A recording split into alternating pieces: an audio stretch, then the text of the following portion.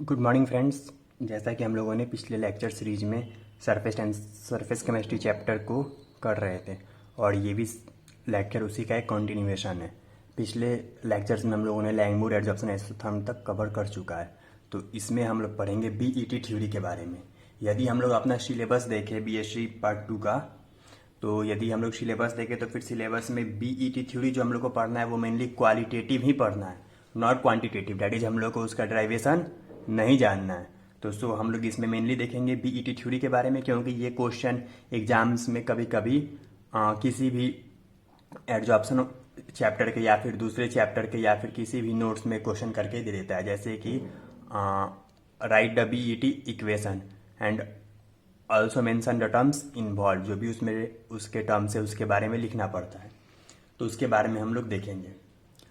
और कभी कभी उसके ऊपर हम लोग को नोट्स भी पूछ देगा, तो उसके बारे में भी हम लोग को लिखना पड़ेगा। तो स्टार्ट करते हैं बीईटी थ्योरी।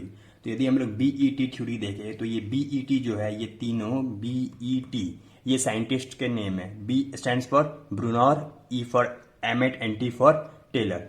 इन तीनों साइंटिस्ट ने 1938 में इस थ्योरी को दिया था। ये थ्योरी सिंपली क्या है, modified form of Langmuir adsorption isotherm. जैसे कि लैंगमुर एडजॉर्प्शन आइसोथर्म जब हम लोगों ने पढ़ा था तो उसके हम लोगों ने कुछ लिमिटेशंस को भी देखे थे।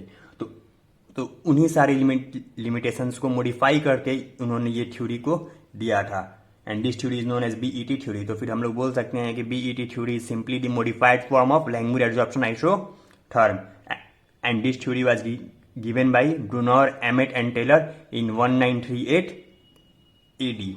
ओके, तो अब जैसे कि लैंगमुर ने भी थ्योरी को अपने डेड्यूस करने के लिए कुछ एजम्पशंस को माने थे, सेम टू सेम यहाँ पे भी इनके कुछ एजम्पशंस थे। उनके एजम्पशंस जो भी थे वो नॉर्मली क्या थे, similar to the Langmuir adsorption isotherm के क्या थे, सिमिलर थे। क्योंकि जैसा कि मैंने बोला कि लैंगमुर एडजॉर्प्शन आइसोथर्म के ही ये मॉडिफाइड फॉर्म है, दैट्स वाई इसके एजम्पशंस भी लैंगमुर एडजॉर्प्शन आइसोथर्म के एजम्पशन से सिमिलर है, केवल एक पॉइंट ही उससे डिफरेंट है। ओके, तो इसका सबसे पहला एजम्पशन था कि लैंगमुर बोला था कि कैसा फॉर्मेशन होता है, यूनिमोलिकुलर लेयर बनते हैं, याद है ये बोला था। फिर यहां पर एडजॉर्बेंट हो गया, यहां पर कुछ भी एडजॉर्ब होगा तो वो सिंगल ही एडजॉर्ब होगा, उसके बाद सिंगल लेयर ही बनेगा, ऐसा लैंगमुर ने बोला था। But Brunauer, Emmett and Teller ने बोला कि मल्टी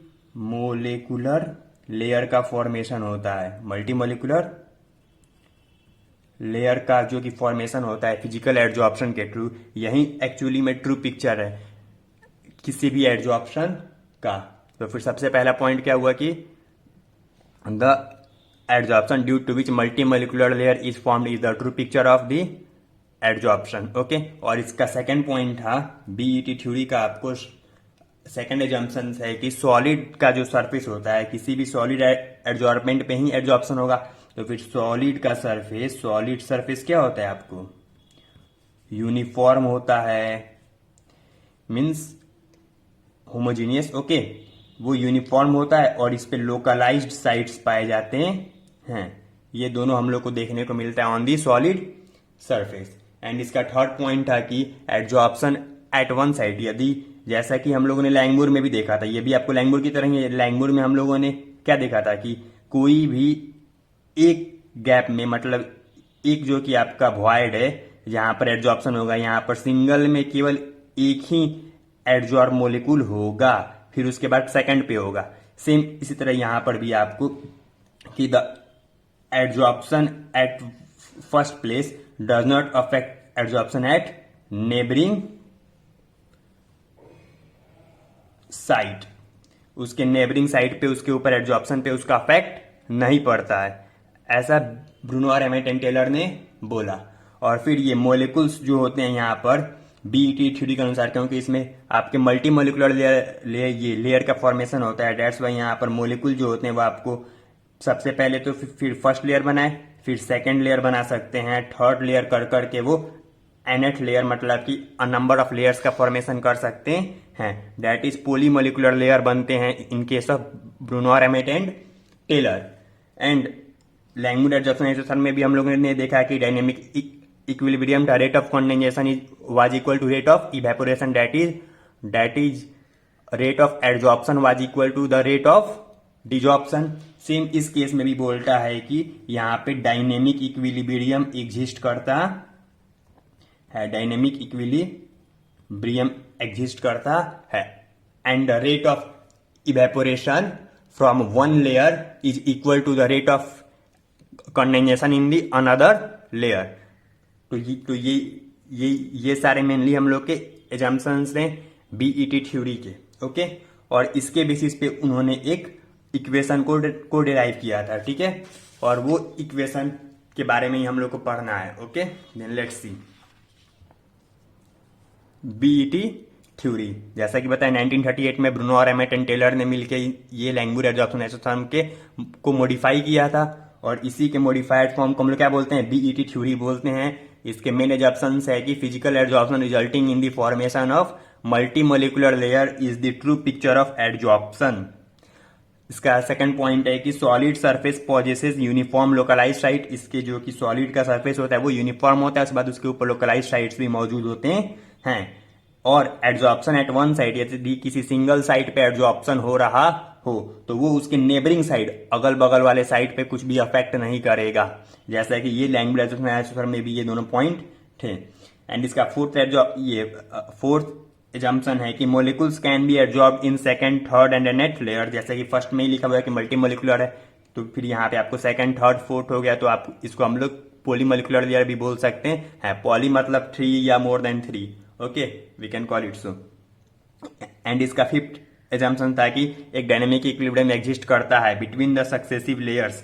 जो भी सक्सेसिव मतलब लगातार लेयर्स, जैसे कि हम लेयर का बात करें तो ये आपका सिंगल लेयर हुआ, इसके ऊपर एक और लेयर, एक और लेयर, एक और लेयर, तो फिर लेयर के बीच में एक डायनेमिक इक्विलिब्रियम एग्जिस्ट करता है। और इसमें रेट ऑफ इवेपोरेशन फर्स्ट वाले लेयर्स, जैसे कि फर्स्ट वाला लेयर होगा, यहाँ से मोलिकुल जो भी होंगे वो इवेपोरेट होंगे, सेकंड में जाएंगे, उसी तरह सेकंड वाले थर्ड में जाएंगे, थर्ड वाले फोर्थ में इवेपोरेट होंगे, उसी तरह थर्ड वाले सेकंड पे कंडेंस होंगे, सेकंड वाले फर्स्ट पे कंडेंस होंगे। तो ये जो आपका इवेपोरेशन तथा कंडेंसेशन का रेट होता है वो इस केस में भी इक्वल होता है और इस तरह एक डायनेमिक इक्विलिब्रियम का इस्टेब्लिशमेंट होता है, ओके, वो इस्टेब्लिश होता है। Dynamic equilibrium between successive layers, the rate of evaporation from the first layer is equal to the rate of condensation on the preceding layer. The heat of adsorption in the first layer को हम लोग मानते हैं E1, इसे हम लोग constant मानते हैं। और जो कि आपका हीट ऑफ एडजॉर्प्शन होता है इन द सक्सीडिंग लेयर्स, बाकी सारे लेयर्स में, उसे हम लोग EL मानते हैं, okay, EL, that is the heat of liquefaction of gas. तो ये सारे क्या थे, इसके एजम्पशंस थे ब्रूनो और एमेट एंड टेलर के for the derivation of BET equation, okay. तो फिर इन्हीं सारे एजम्पशंस को ध्यान में रखते हुए, considering this assumption, they derived the following equation and this equation is known as BET equation. P by small v, P0 minus P, PO भी इसको हम लोग बोल सकते हैं, PO minus P is equal to 1 by VMC plus C minus 1 by VMC into P by P0, okay. तो यहां पर यही इक्वेशन एग्जाम में बहुत बार हम लोग को देखने को मिलता है कि व्हाट इज बीईटी इक्वेशन, तो हमको ये इक्वेशन भी लिखना पड़ेगा, प्लस ये सारे टर्म्स क्या हैं इसके बारे में भी पूछे जाते हैं कि यहाँ पर V का मतलब क्या हुआ, P0 का मतलब क्या हुआ, C का मतलब क्या हुआ। तो देखा जाए तो फिर यहाँ पे V क्या, आपको total volume of the gas adsorb, जो भी गैस एडजॉर्ब होता है उसका टोटल वॉल्यूम क्या है, V। P क्या है, equilibrium pressure of the gas over the solid surface के ऊपर जो इक्विलिब्रियम प्रेशर होता है वो P है।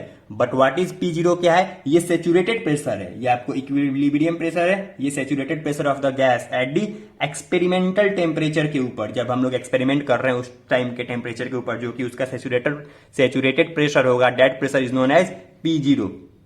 व्हाट इज VM, VM होता है कि जब वॉल्यूम एडजॉर्ब होता है गैस का मोलिकुल जब सॉलिड के एडजॉर्बेंट के ऊपर एडजॉर्ब होगा, उस टाइम जिस टाइम की उसका यूनिमोलिकुलर लेयर क्या होगा, उस सॉलिड सरफेस का यूनिमोलिकुलर लेयर कंप्लीटली फिल्ड होगा।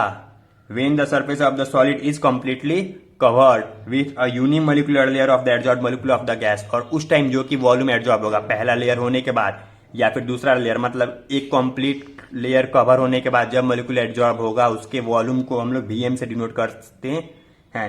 And the last is the C is a constant which depend on the nature of the gas, and this is equal to e to the power E1 minus EL by RT, and this was all about BET theory. हमको इसका derivation नहीं जानना, ये derivation हम लोग mainly पढ़ते हैं normal universities में, एमएसटी में हम लोग इसके डेरिवेशन के बारे में देखते हैं।